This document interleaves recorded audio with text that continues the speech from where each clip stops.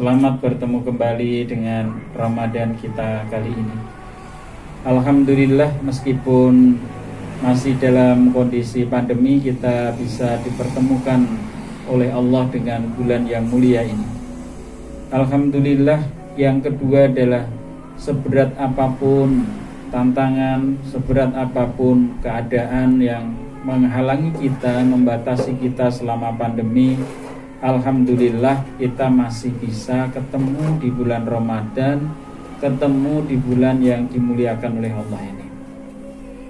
Pada kesempatan sore kali ini, bicarakan satu poin, yaitu tentang syarat sahnya puasa. Pendengar yang dimuliakan oleh Allah, semua amalan dan perbuatan itu agar diterima dan menjadi ibadah di hadapan Allah adalah membutuhkan dasar hukum, membutuhkan dalil yang dapat diterima, serta membutuhkan persyaratan-persyaratan yang harus kita ikuti. Persyaratan-persyaratan yang harus kita ikuti itulah yang sering orang menyebut dengan syarat sahnya.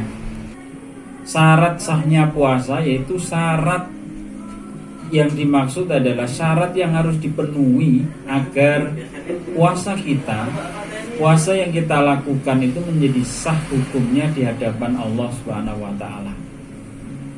Terkait dengan syarat puasa ini, mari kita bedakan. Para ulama sepakat membedakan ada dua, yaitu syarat wajib puasa dan syarat sahnya puasa itu sendiri. Syarat wajib puasa itu maksudnya adalah syarat yang telah memenuhi kewajiban ini harus buat berpuasa. Puasa itu menjadi sah, menjadi legal di hadapan Allah, sehingga dapat diperhitungkan sebagai sebuah ibadah di hadapan Allah. Jadi kita akan membicarakan syarat wajib puasa dan syarat sahnya puasa itu sendiri. Bagaimana syarat wajib puasa, bagaimana syarat sahnya puasa, itu yang coba kita bicarakan pada sore kali ini. Yang pertama adalah muslim, beriman. Sebagaimana Quran surat Al-Baqarah ayat 183 yang Allah berfirman di sana, ya ayyuhalladzina amanu kutiba alaikumusiyam. Wahai orang-orang yang beriman. Orang-orang yang beriman artinya adalah orang-orang yang percaya kepada Allah, percaya kepada hukum-hukum Allah.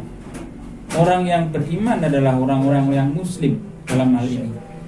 Jadi setiap orang Islam, setiap orang yang beriman, yang muslim, itu punya kewajiban untuk berpuasa Ramadan.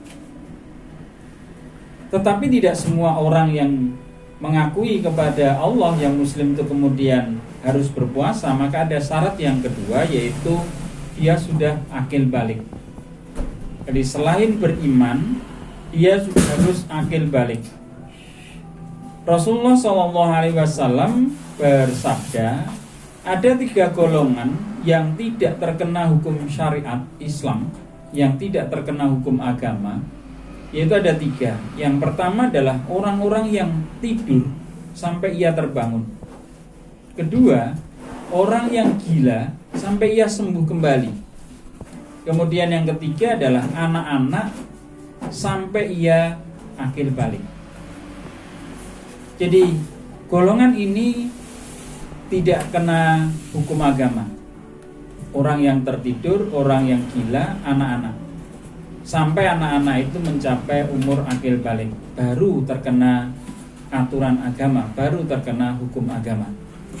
Maka syarat wajib yang kedua adalah ketika seseorang yang beriman, yang muslim itu sudah akil balik, wajib baginya untuk berpuasa.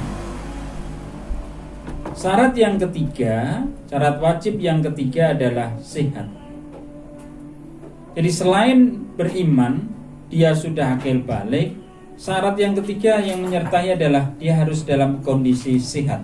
Hanya untuk itu kemudian memiliki konsekuensi bahwa Orang-orang yang tidak sehat, yang pada bulan Ramadan tidak diwajibkan berpuasa, dia harus mengganti di lain hari selain bulan Ramadan.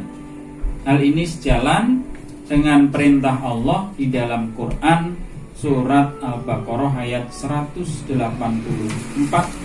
sebagaimana Allah berfirman,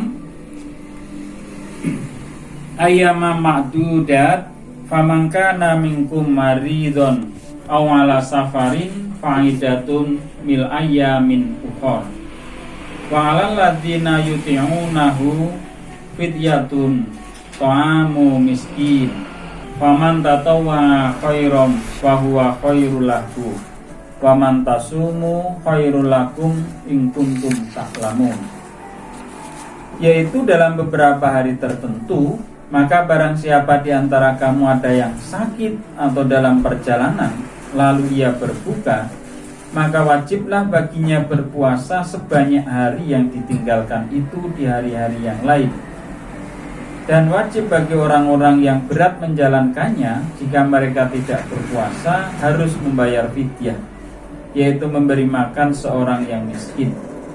Barang siapa yang dengan kerelaan hati mengerjakan kebajikan, maka itulah yang lebih baik baginya. Dan berpuasa lebih baik bagi kamu jika kamu mengetahuinya.